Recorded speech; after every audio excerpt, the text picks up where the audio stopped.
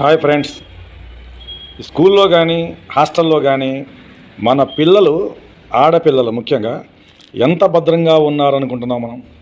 ఎంత భద్రంగా ఉన్నారని అనుకుంటున్నారు? ఆ విషయాలు కొంత గమనించండి. ఈ భద్రత అనేది ఎక్కడి నుంచి వస్తుంది అంటే, ఇప్పుడు స్కూల్కి వెళ్ళిన మన పిల్లలు, హాస్టల్కి వెళ్ళిన మన పిల్లలు, వాళ్ళని మధ్యలో ఎవరు వెళ్ళి బయటికి తీసుకెళ్తారు? కానీ ఎవరో ముక్కు మొహం తెలియని వ్యక్తి వచ్చి మన పిల్లల్ని బయటకు పంపండి అంటే టీచర్స్ ఏమీ కనుక్కోకుండా, ఏమీ తెలుసుకోకుండా అలా పంపడం చాలా ప్రమాదకరం, చాలా ఇబ్బంది. ఒకరోజు మా స్కూల్కి కూడా ఒక వ్యక్తి వచ్చాడు.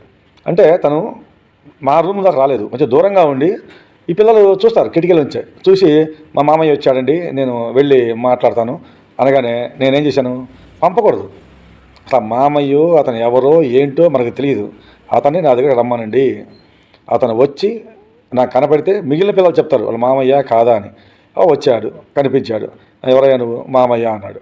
మిగిలిన పిల్లల్ని అడిగాను, ఎరా అమ్మాయిలు అబ్బాయిలు వాళ్ళ మామయ్యనా? అవునండి వాళ్ళ మామయ్యనండి. అయినా పంపకూడదు, బయటికి పంపకూడదు. అక్కడే ఎదురుగా ఏం అవసరం దానికి?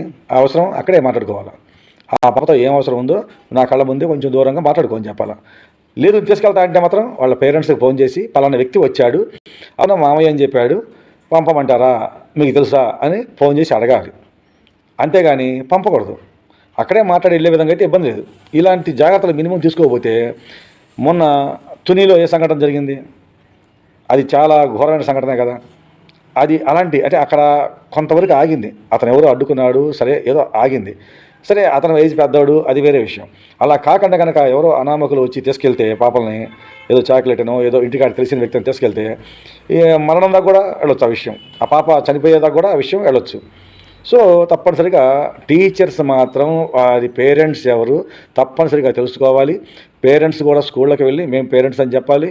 బయటకు పంపించేటప్పుడు ఫోన్ చేసి కనుక్కొని పంపాల్సిన అవసరం టీచర్స్కి ఉంది. ఇది ఈ కోణం.